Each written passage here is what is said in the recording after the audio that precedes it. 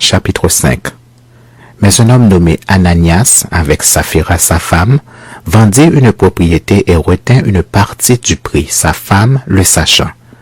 Puis il apporta le reste et le déposa aux pieds des apôtres.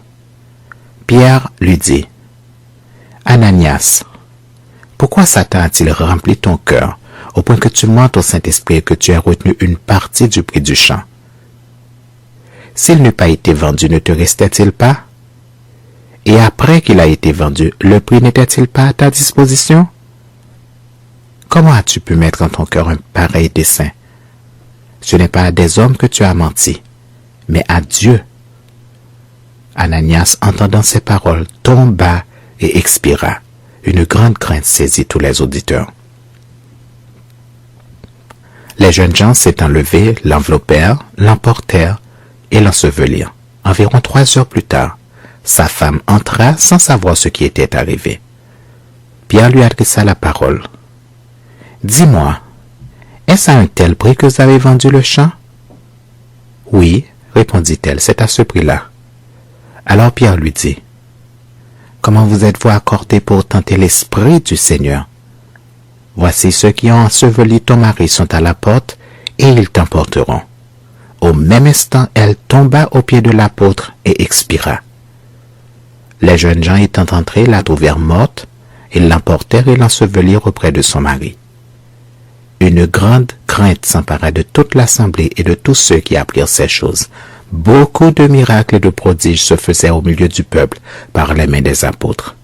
Ils se tenaient tous ensemble au portique de Salomon. Et aucun des autres n'osait se joindre à eux.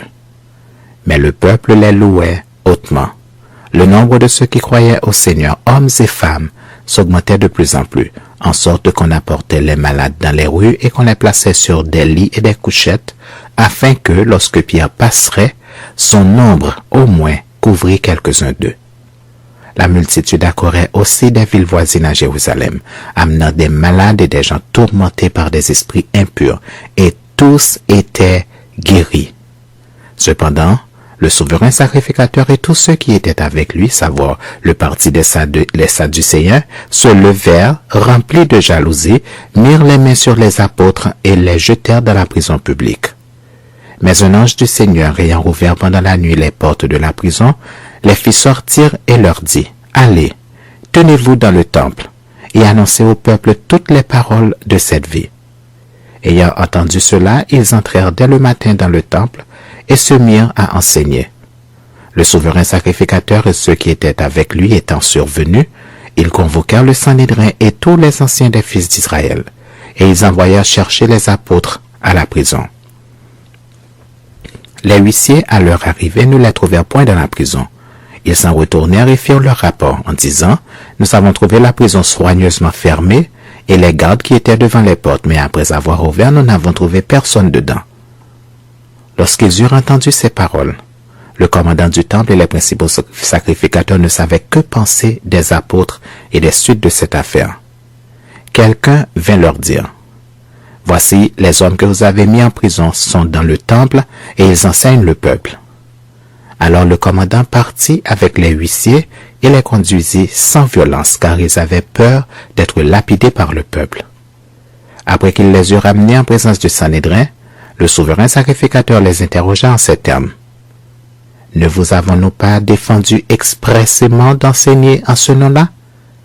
Et voici vous avez rempli Jérusalem de votre enseignement, et vous voulez faire retomber sur nous le sang de cet homme? » Pierre et les apôtres répondirent, « Il faut obéir à Dieu plutôt qu'aux hommes. Le Dieu de nos pères a ressuscité Jésus que vous avez tué en le pendant au bois. Dieu l'a élevé par sa droite comme prince et sauveur pour donner à Israël la repentance et le pardon des péchés. Nous sommes témoins de ces choses, de même que le Saint-Esprit que Dieu a donné à ceux qui lui obéissent. » Furieux de ces paroles, il voulait les faire mourir.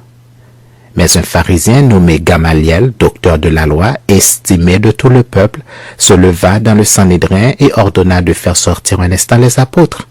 Puis il leur dit, « Hommes israélites, prenez garde à ce que vous allez faire à l'égard de ces gens. car il n'y a pas longtemps que parut Teudas, qui se donnait pour quelque chose et auquel se rallièrent environ 400 hommes. Il fut tué et tous ceux qui l'avaient suivi furent mis en déroute et réduits à rien. Après lui parut Judas le Galiléen, à l'époque du recensement, et il attira du monde à son parti. Il périt aussi et tous ceux qui l'avaient suivi furent dispersés. Et maintenant je vous le dis, ne vous occupez plus de ces hommes et laissez-les aller. Si cette entreprise ou cette œuvre vient des hommes, elle se détruira. Mais si elle vient de Dieu, vous ne pourrez la détruire. Ne courez pas le risque d'avoir combattu contre Dieu. Ils se rangèrent à son avis, et ayant appelé les apôtres, ils les firent battre de verges, et leur défendirent de parler au nom de Jésus, et ils les relâchèrent. Les apôtres se retirèrent de devant le Sanhédrin, joyeux d'avoir été jugés dignes de subir des outrages pour le nom de Jésus. Et chaque jour, dans le temple et dans les maisons, ils ne cessaient d'enseigner et d'annoncer la bonne nouvelle de Jésus-Christ.